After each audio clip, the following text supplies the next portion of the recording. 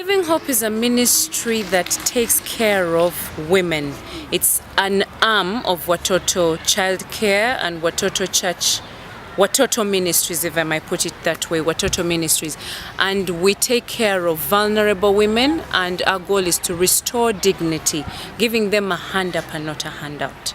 Our program is very holistic, I should say. So we're not just tackling the physical bits of these ladies, but we want to take care of their physical, social, economic, and spiritual well-being. So in so doing, we have a discipleship program. We take them through trauma rehabilitation first and foremost. We have spiritual discipleship, taking them through character training. We have business skills training, adult literacy training, and then we also do a skills training, and that could be tailoring, it could be marker pads, or it could be pretty much things that they're very much interested in. We don't really decide on what they should do. It's entirely up to them what they feel comfortable doing. Some of the challenges, of course, they've lost their education. Most of them were abducted when they were in primary 3 or they were in primary 7, and say if they've been in the bush for 9 years, that means you've lost quite a number of years, time that you should have spent in school. So they're not educated, most of them.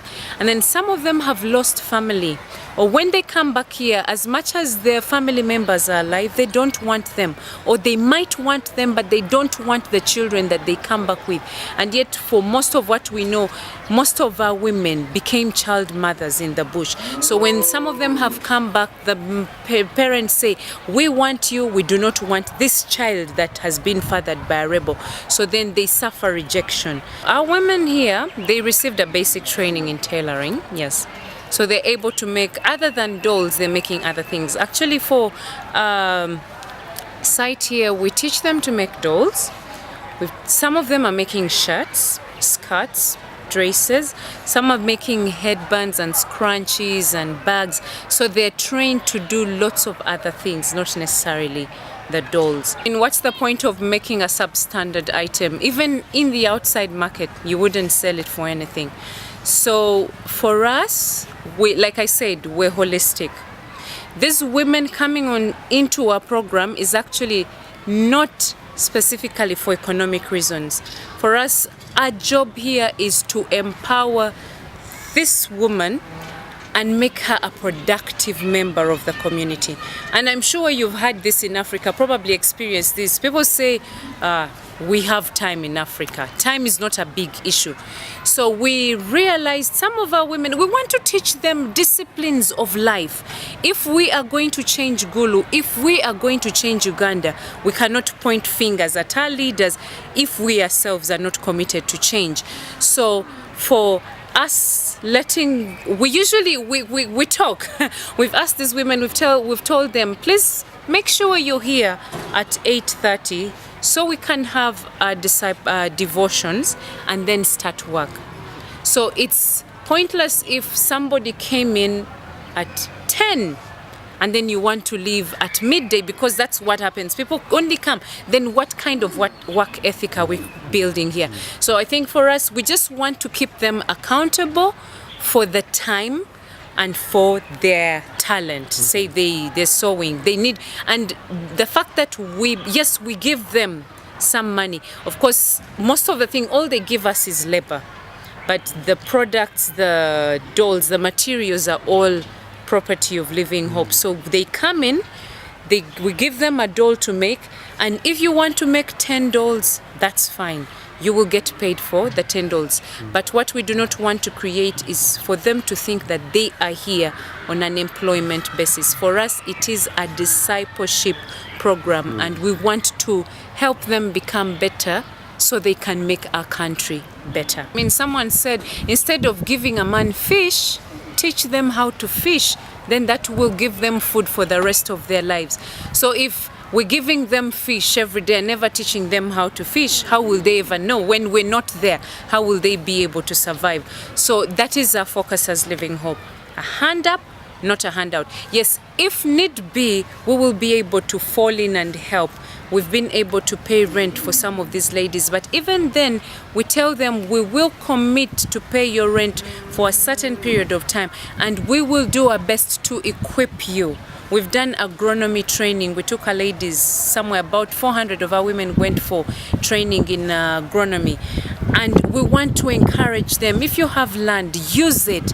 Grow crops. Take them to the market. Have something to keep you going.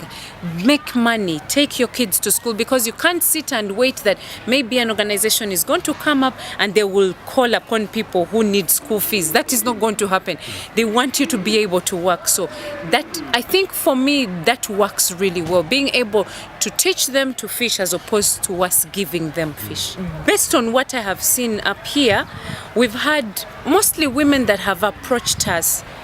Maybe the men, sometimes the men are able to find ways to live. But it's the women that have come back with children that the families do not want.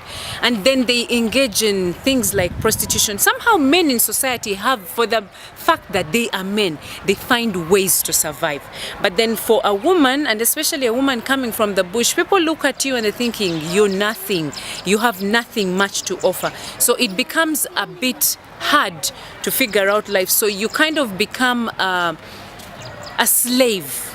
So like some of our women, the men find them over there, all they want is to, okay, they're getting them pregnant and then they dump them, get them pregnant. So some of our women, they just have children, giving birth, but then it's the men that are getting them pregnant. So you find that most of what we have seen, it's the women that have actually suffered the brunt. Most organizations pretty much do the same thing as we do, but the difference is that we do not only equip the physical person. We want them to live, to come in here. We handle trauma rehabilitation and we really go in depth. And then we tackle the spiritual aspect of their lives, which I think is not what happens with most organizations, because they're not church-based. And so ours is different because we come under the church. So want to be able to not only empower these women economically, but also help them to live life, not just being self-centered, but other people-centered. Because for us, our vision is to be able to reach out to the community and touch lives with the love of Christ, because we're a church-based organization. So that is our major focus. Actually, the skills training for us is more of an additional package that we give to these women. But our first and foremost important thing is to be able to reach out to the inner man, make sure that they are able to overcome, because they've gone through traumatic experiences. Some of them have been abducted by people that they actually see these days. So have they been able to forgive? Or is it just on surface? I mean, I see you there, I'm not going to talk to you, yet we live in the same community. So it will be pointless if we helped them economically if they're not able to take care of their internal needs. And for me, that spells forgiveness, that spells reconciliation and things like that. Being able to live healthily in the community, even with those people that have hurt you.